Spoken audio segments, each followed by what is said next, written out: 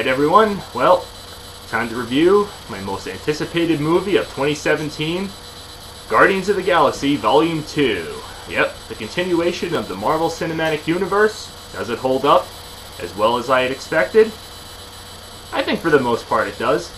Let's get to the plot, shall we? What's going on in the plot? Well, what's not going on, really? Yeah, that's the one thing I will kind of nitpick, and keep in mind, there's going to be some possible spoilers in this review as well, but I'll keep them to, minimum to moderate. Nothing really severe too much, so. But otherwise, you may not want to watch the entire video if you don't like minor to moderate spoilers, but the major ones I'll try to keep out. So, otherwise, yep, it's just as you expect out of the trailer, and the trailer does give a little bit away, but not anything too severe spoiler-wise, but yep, as you expect, all the main characters are back. Star-Lord, played by Chris Pratt, Dave Bautista's character, the Green Woman, I forget what her name was, but, twisted romantic relationship with her. Of course, Rocket, voiced by Bradley Cooper, and of course, this time around, not Groot, but Baby Groot. And yeah, he's just as dim-witted and funny as possible, and lots of old-school music, which I actually enjoyed.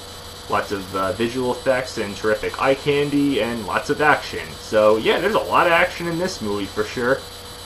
And as I said, there's a lot going on. It involves these golden people, which they do help, but then eventually they screw over with the typical comic relief that does the unthinkable and, most importantly, stupid of things possible. And as you'd expect in the later trailers, Star-Lord's character eventually meets up with his father, and, well, that's when the story really takes flight. But not to give too much away, there's a lot going on, at least at the beginning, but as the movie goes on, it's easy to follow, and as I said, there's a lot of action, lots of character interactions, lots of character cameos, to say the least, not just as Stan Lee, which I will say his cameo appearance is pretty damn funny, and it does have a reference to another Marvel movie in the cinematic universe. I'm not going to give it away, just go see it for yourself. And not just one, but actually two cameos, to say the least. And yeah, twice the humor right there, even out of Howard the Duck.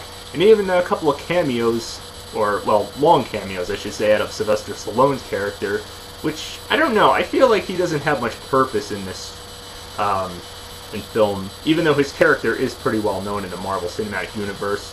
But, of course, it involves around Hwandu, the blue guy, Star-Lord's adopted father. And, well, yeah, that's really where the story revolves around. It revolves around him and his biological father. But I like how the film, even though there's a lot going on, it definitely has a lot of humor, and it definitely works to a degree in which it takes something that's really ridiculous, just like the first movie did, and it actually makes it work. Yeah, I mean, who would have thought the last one, which I thought it was going to be dumb, was going to work?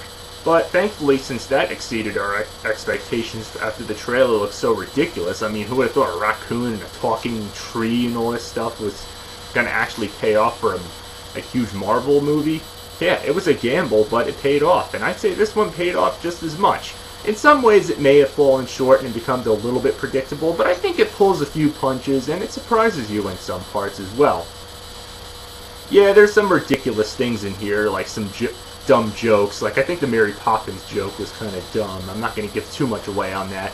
And the Pac-Man thing was a little ridiculous right there. Yes, I find it funny how it has Pac-Man reference in this movie, as well as Pixels, and it uses the same Cheap Trick song, Surrender. So, yeah, like I said, there's a lot of old-school music in this, but there was a lot of old-school music in the first one, and I'm fine with that. It definitely shows that this movie has some real nostalgia factor to it, as well as anything any Marvel fan would really enjoy. I mean, yeah, couldn't get any better than that, right? And it does have, of course, I should say, a major loss of one character. I'm not going to give too much away, like I said. But otherwise, it's a really good time. It's a little over 2 hours, but it was a little slow picking up at the beginning, but I think it all makes sense and it comes together, and overall, I think Marvel really pulled the magic hat trick once again.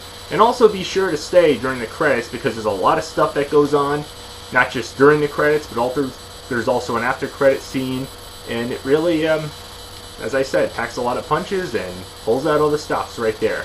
Way to go, Marvel, you've certainly done great. Great action, great likable characters, great humor. Another great film out of Marvel. It's certainly done great. I just hope DC can pull it off this year. I mean, they got a lot of catching up to do with Wonder Woman and the Justice League, because, let's face it, Marvel's just on a freaking roll right here, and this movie pretty much proves it. So, and, well, yeah, I did see it in IMAX 3D, and I will say there were a few parts that were, you know, in your face, and it did add a lot of depth to it, but I wouldn't highly recommend the 3D.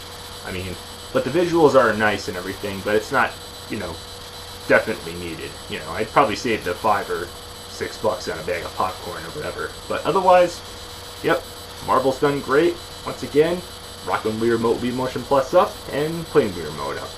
I think that's sufficient.